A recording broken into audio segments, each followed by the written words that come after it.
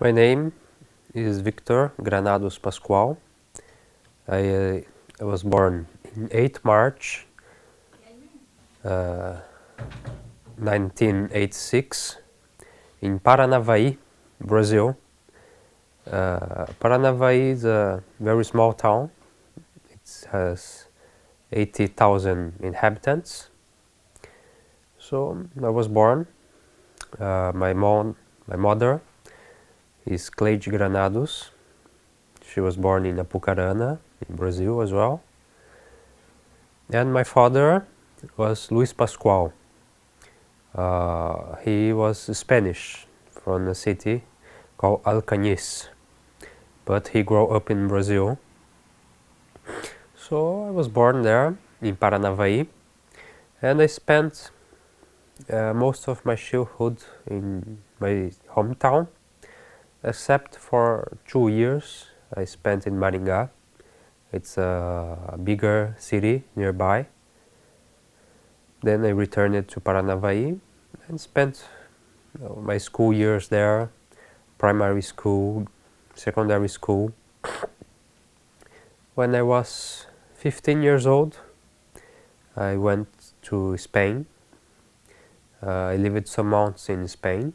Then I returned back to do my secondary education.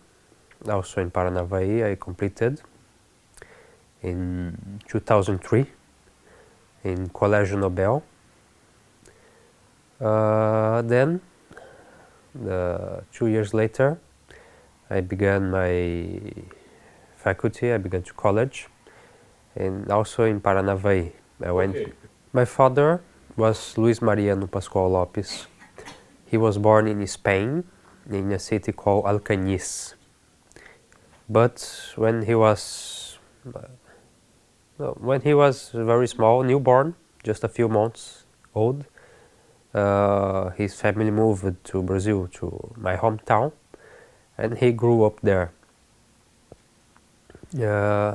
He studied there, primary education, secondary education. Then he went to work. My father, by the time I was born, he was working in radio. Like he produced programs to radio and also did commercial. And my father passed away 2 years ago in 2010, unfortunately.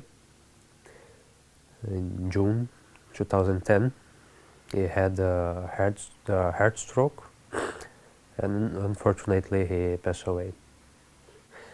I have one sister from my mother's side, from her first marriage. Her name is Luciane.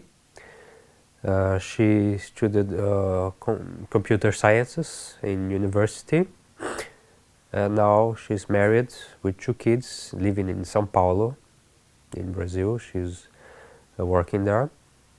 And I have 2 brothers from my father's first marriage, Luis Carlos and Jairo. They are Spanish. They are living in Spain. Unfortunately, I don't know them very well. So I never met these brothers. I saw them just 2 or 3 times in my life. So I don't have any memories of them.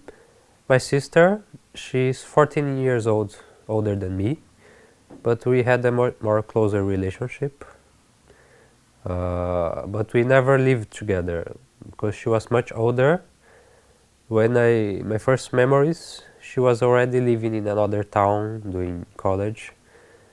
But I remember that every weekend, she came home and we spent the weekends together. My father, he was a very calm person. He didn't like it to talk very much. He didn't have many friends. He had like a very simple lifestyle, going to work, going home. He didn't like big stuff. Uh, How was his religious life? my father, no, he grew up as a Catholic, but he was not very practicing. He believed, no, in God, but he didn't went to church. My mother, uh, she was also Catholic, but she also didn't practice very much. In like only went to church for a wedding or a funeral, just that. No, religion wasn't a subject we talked at home. Never. I don't have any memories of this. Okay, well, talk us about your childhood. From I spent 4 years. I studied in a Catholic school, not because my parents wanted me to grow up religious, but because it was a good school. But I was never liked it very much. It was a nun school. I never liked the nuns. I found like the religious class very boring. Like I believed in gods, but some things that they trying to explain, like I was very difficult for me to understand. They have the statues of the saints, and I found like that wasn't something right. Like, oh, this is the Saint Mary. Oh, you have to pray for her. No, that didn't make sense to me. Even if I was like 8, 10 years old, I found that very strange. I didn't felt good. Uh, no, it didn't seem right to pray to a statue, a piece of wood. I I believe there was a God, a creator, but I never practiced any religion when I was a child. I wanted to believe something, but I never had any deep belief. Yeah, opportunity. Very few times we went to church. Usually, in Catholicism, when a person dies, they do a religious ceremony after 7 days and after 40 days. Like, so the only time I went to church was if some relative or family friend died. I went to these celebrations, or for a wedding of some relative or family friend.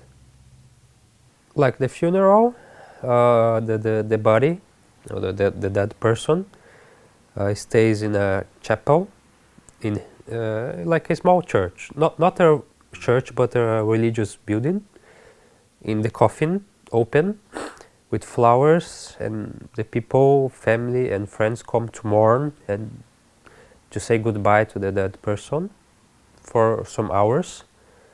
Then the coffin is closed and it go to the cemetery to be buried.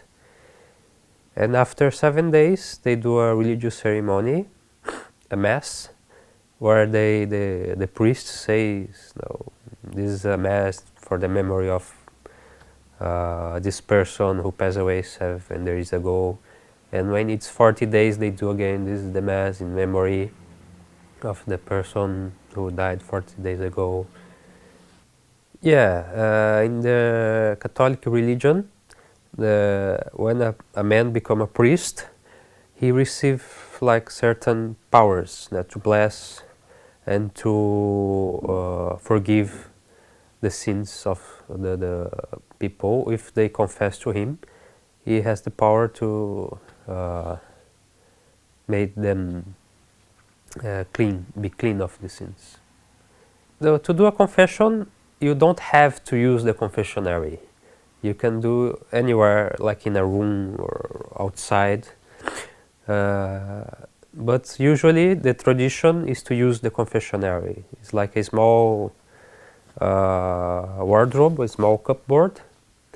The priest go to a door, and the person come to the other side, and they do not see each other. There is like a a curtain between them, so he can speak without seeing each other.